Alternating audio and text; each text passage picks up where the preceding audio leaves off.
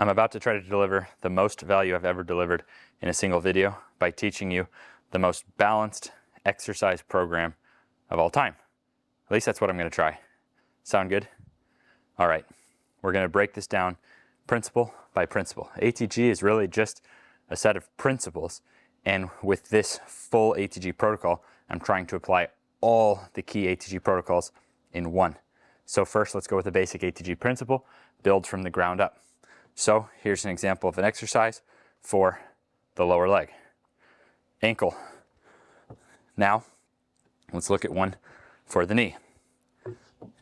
Here's the knee. There's a knee exercise.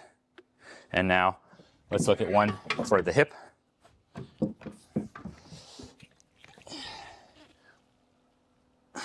Ankle, knee, hip.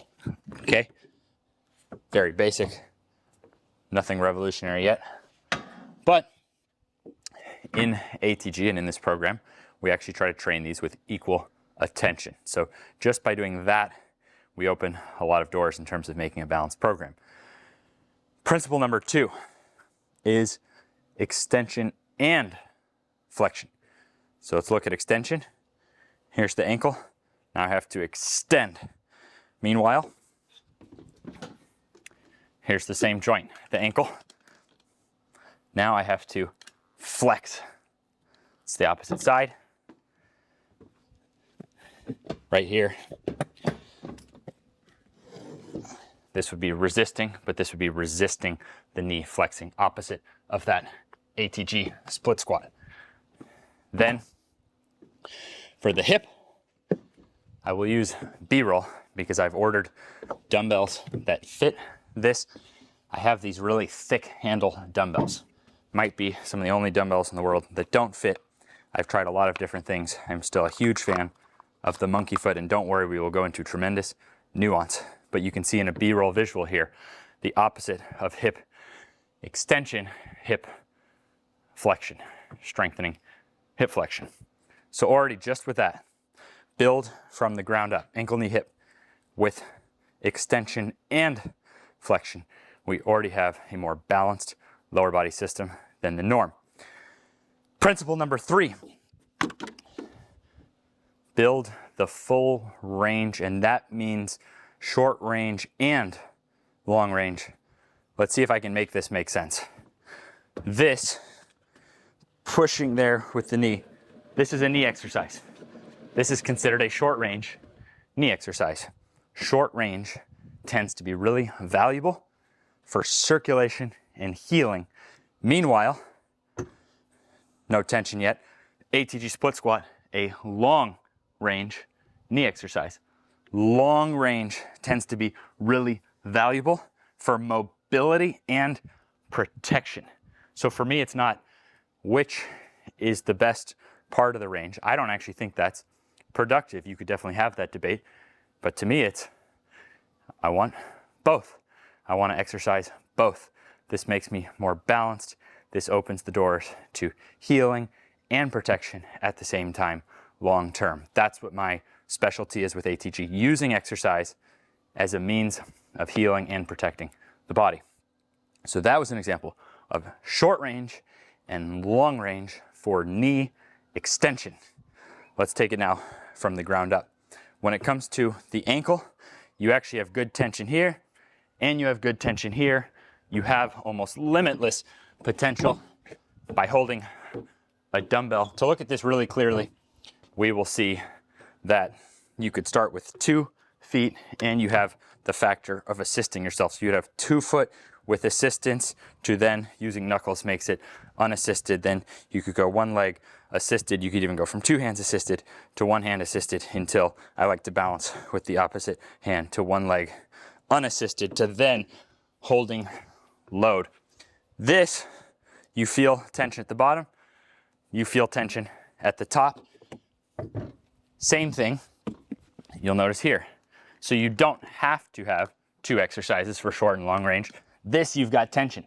So tib bar is a long range exercise and you feel tension at the top, it's a short range exercise. These things aren't absolutes, it's just general areas of tension, whereas you could see with the ATG split squat, this really isn't a challenging position.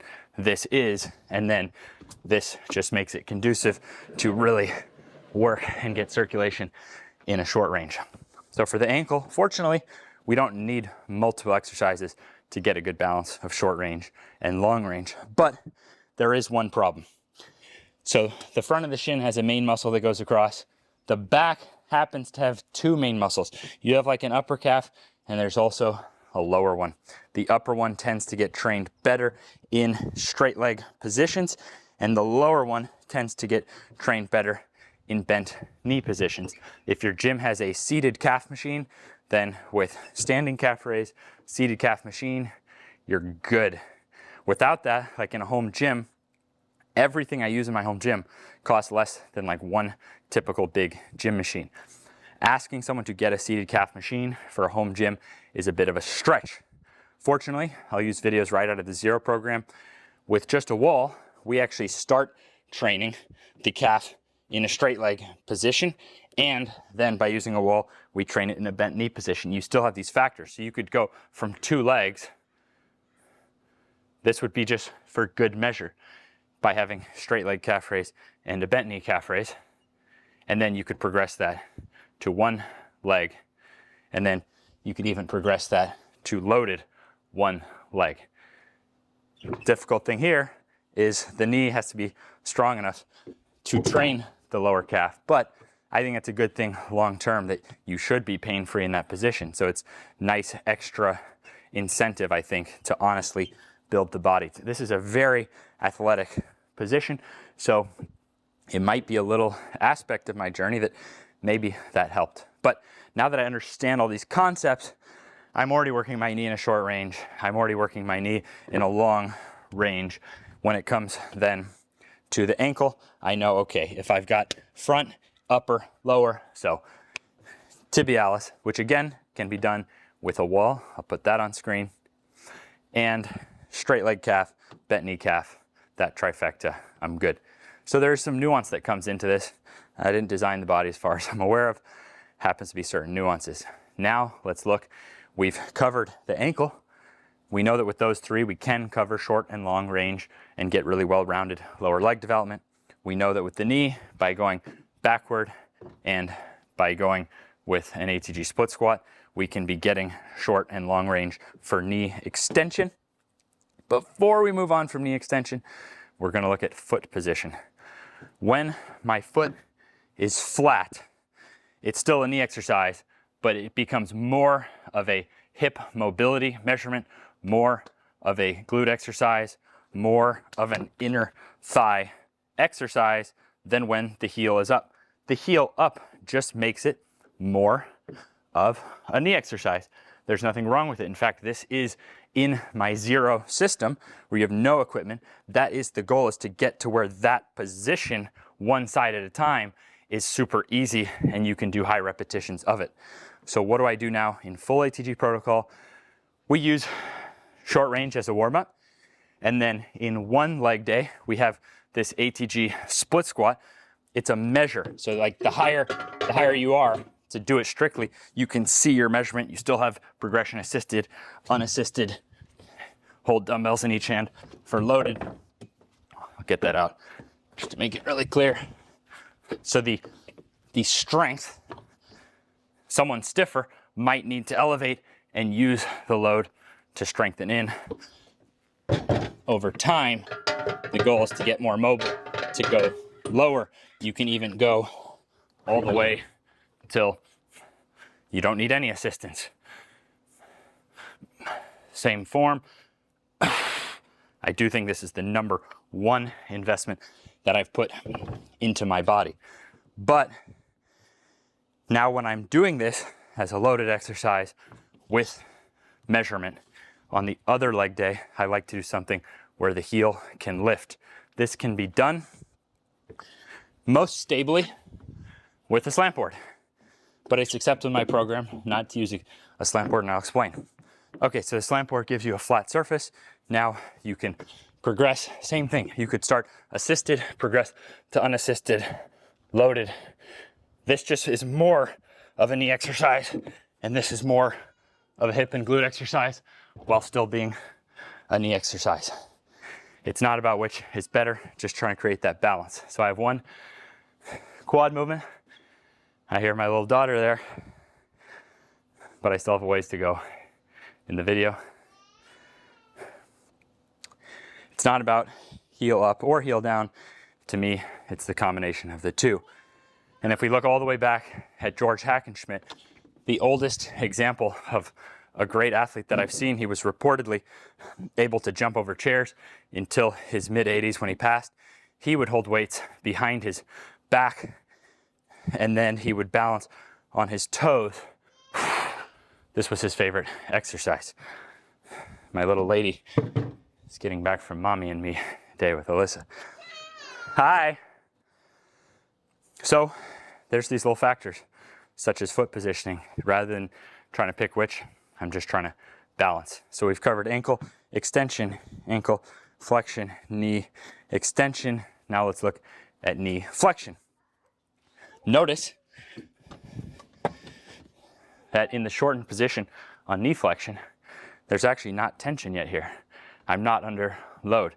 As I go to a long range, so long, Nordic is a long range knee flexion exercise, and everything still scales. We've built this with older people testing it, so you can feel that tension. But again, here, there's no tension as you go towards that lengthened range. So for protection, this is really powerful stuff. Meanwhile, and I'll use B-roll until I get correct dumbbell. Dada. The monkey foot you can put, and I would do it something like this, and then you'll notice here, no tension. The tension with the monkey foot hamstring curl is gonna be here. So short range. So we have long range and short range for knee flexion. Now as we go up to hip extension, let's look. Romanian deadlift, no tension yet on the backside. As I go to the long range, the load gets heavier. So an RDL with that intent is a long range hip extension exercise. Now notice here, you could practically fall asleep. There's no tension yet here. So a back extension, and using a band as an example, that you can get almost limitless challenge in this short range where we didn't have challenge with the RDL. Again, it's not about which is best. I just believe you get a really nice balance for the body by balancing this, the short range with the long range. And then for hip flexion, ATG split squat happens to be a long range hip flexion exercise. So notice you're not passive through the back hip flexors, these muscles that attach in the lower spine. You're active through them, you're loaded. I almost think of it like a Romanian deadlift for the hip flexors. Dada's getting through. Almost think of it like a Romanian deadlift for the hip flexors. And then, as I showed, using a monkey foot would be a very simple example. This one I would do like this. For example, like holding. Actually, I'd probably get in here, probably scoot it back, get here stably. Boom, now I have, it's not tough here. It's tough here. So long range, not loaded. Short range, it is. And I said I would break that down. So monkey foot is probably the most realistic home option. Again, the only reason my dumbbells don't fit is because I have these dumbbells with super thick grip. This will fit just about any dumbbell. Boom, put it onto your foot, and now you have a weight on your foot. But with zero, let's take a look. Right here, boom, short range. Drop one foot, makes it easier. Dropping your butt makes it even easier. So with nothing, you can still work. There's always a solution to work on these principles. I'll show you another such solution. A chair. This is how I recently helped my mother-in-law on holiday vacation get into a split squat. She's lost a lot of mobility, and this allowed her to get in and start moving in a split squat. So a chair is probably the most realistic, and I would just stay where there's tension. When you're elevated this high, no need to come back there. However, when you're like on flat ground, it seems more natural to come back to here. A chair is a great way to get started with the ATG split squat. Again, my favorite exercise, I think, number one, long-term investment, because As you get older, I see that it gets exponentially harder to get that mobility back. Chair, a stairwell is then great to progress. You've got the railings. You can now measure on a stairwell. You could go from higher down lower. And if you work out at a CrossFit type gym, you've got bumper plates, plates like this, that you can stack, and they've got PVC poles, which are often used for different stuff. So you can balance with PVC pole, elevate on a bumper plate. So there's almost always solutions to this stuff, but we just covered ankle, knee, hip, build from the ground up with extension and flexion, such as calf, hand, tibialis, and giving each of those 6, 1, 2, 3 times 2, 6, giving them each long range and short range. So those 12 things I divide up over 2 different leg days. There's still some nooks and crannies that don't quite fall into it. I use that as like this little finishing routine. For example, the wider you stand, the more you load the groin. And now you've got an exercise. By pulsing, you have a groin exercise to get it stronger and more flexible. So it's not, this program is just my attempt to make the most balanced exercise program there's been. Seems like my daughter is about to spray the hose at me any second. We covered lower body to the best of my ability. Really tried to deliver the most value I've ever delivered. I will do an upper body version. This upper body has some more principles that get added in. The upper body is a little bit unique compared to the lower body. But you see there's some nice common denominators here that allow us to logically put together a really powerful system for healing and protection. Thank you for watching. Gonna tend to this little lady. Much love.